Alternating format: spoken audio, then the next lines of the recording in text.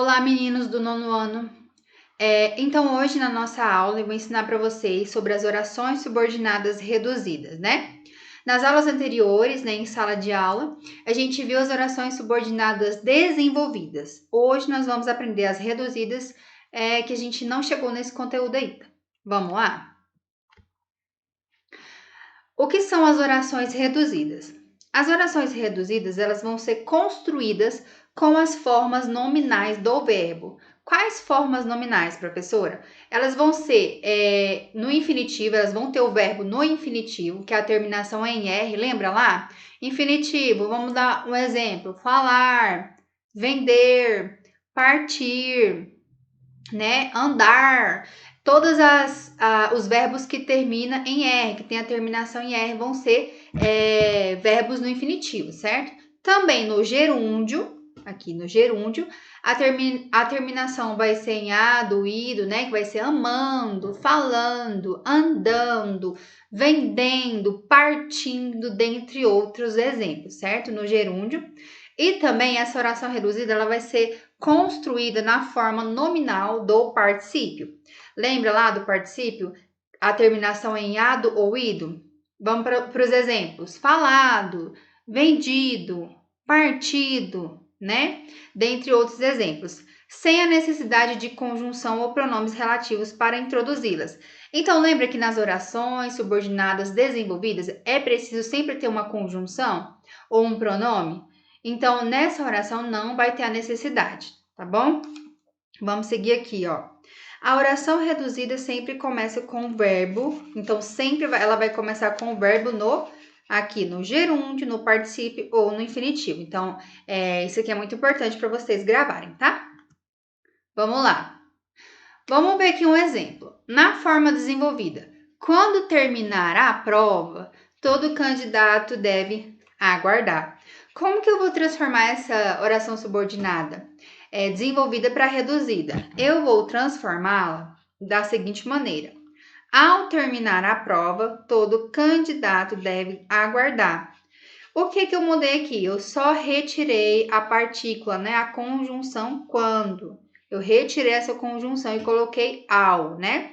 Ao terminar a prova, todo candidato deve aguardar. Ou seja, continuou com o mesmo restante da frase, só que eu retirei essa conjunção para, então, formar a minha oração em oração reduzida.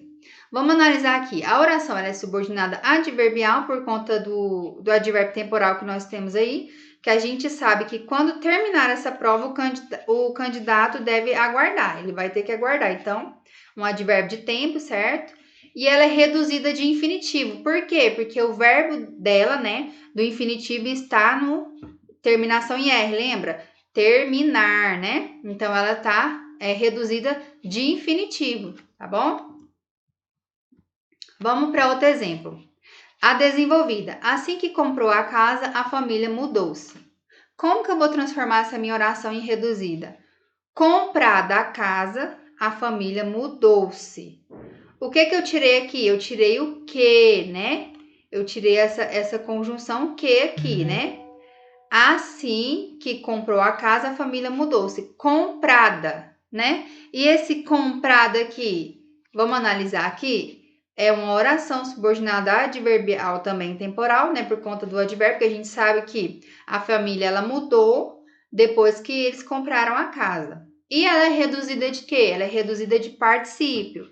Né? Lembra da oração dos verbos no particípio? Falado, vendido, partido. E aqui, comprada, né? Comprada a casa, a família mudou-se. Então, também retirei esse que daqui, tá? Para transformar em reduzida. Agora, vamos ver esse outro exemplo aqui. Quando terminou a disputa, voltaram para casa. Terminada a disputa, voltaram para casa.